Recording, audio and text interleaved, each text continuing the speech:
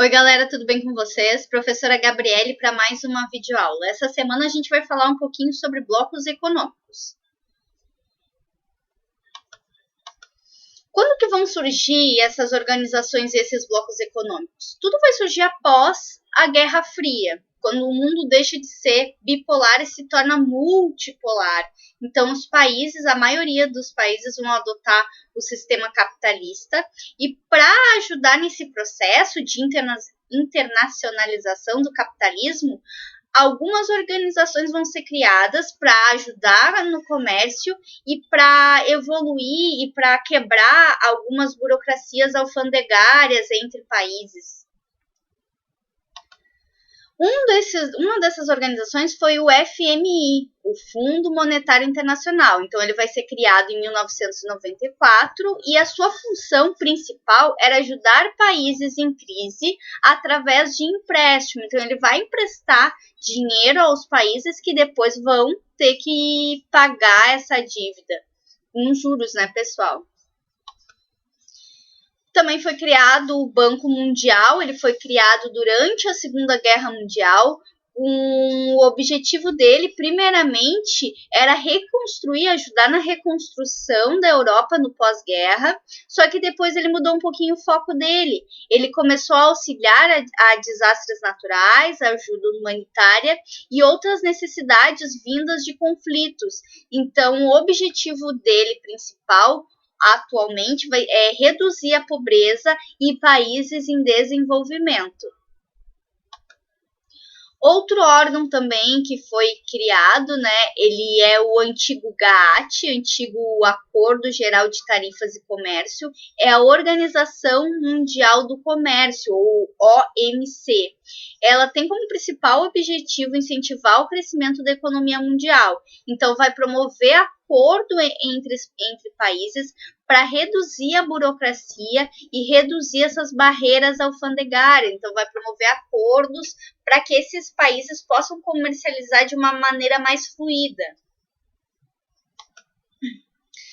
E, além disso, para facilitar o comércio e desenvolver a economia, alguns países se uniram e organizaram-se em blocos econômicos. Mas esses blocos econômicos, eles são organizados em quatro fases principais, né, pessoal? Então, a gente pode chamar de estágios ou de fases.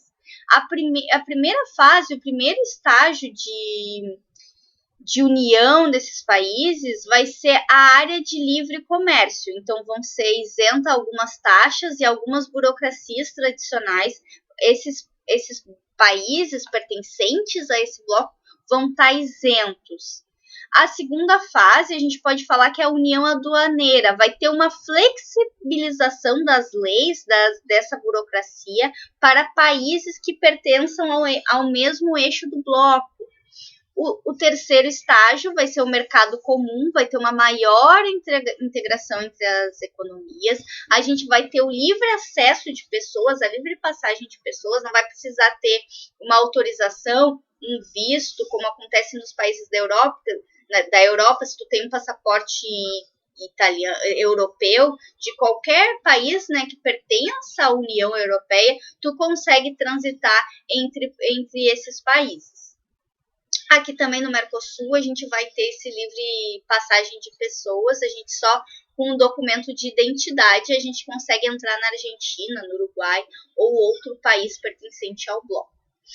E a mercadoria também vai ter uma maior flexibilidade para se deslocar com mercadorias entre os países, e o capital, o dinheiro também, tu vai poder, claro que limitado, né, pessoal, limitado o valor, limitado as mercadorias, mas tu vai conseguir transitar com mercadorias entre os países pertencentes a esse bloco no terceiro estágio de mercado comum. O quarto estágio, que vai ser quando os países estão mais interligados, vai ter uma interligação maior, eles vão poder dividir até a mesma moeda, como acontece na União Europeia, que os países eles estão no estágio tão avançado, os blocos estão no estágio tão avançado de ligação, que eles dividem a mesma moeda que é o euro, né? Então, para essa semana é isso. Para complementar tudo que eu tô falando aqui, eu peço que vocês deem uma olhada no livro. E tem atividade, pessoal. O que é a atividade dessa semana? Eu vou falar aqui um pouquinho sobre essa atividade, mas eu vou colocar lá na plataforma também. Como tarefa essa semana, eu quero que vocês façam uma tabela descrevendo os blocos econômicos. Então, o que vocês vão falar? Vocês vão lá botar os blocos econômicos. Por exemplo, Mercosul. Quais países pertencem ao Mercosul? Daí vocês vão citar Brasil, Argentina e todos os países que pertencem a esse bloco. E qual é a principal característica? Qual o nível, qual o estágio de desenvolvimento ele está? Daí vocês vão, divide a mesma moeda? Não, não divide. Qual é o tipo de comercialização dos países que os países pertencentes a esse bloco têm? Eu quero que vocês descrevam lá em forma de tabela, postem lá na plataforma, me enviem por e-mail, qualquer dúvida ou WhatsApp, eu vou estar à disposição de vocês. Um beijo grande e até a próxima, pessoal.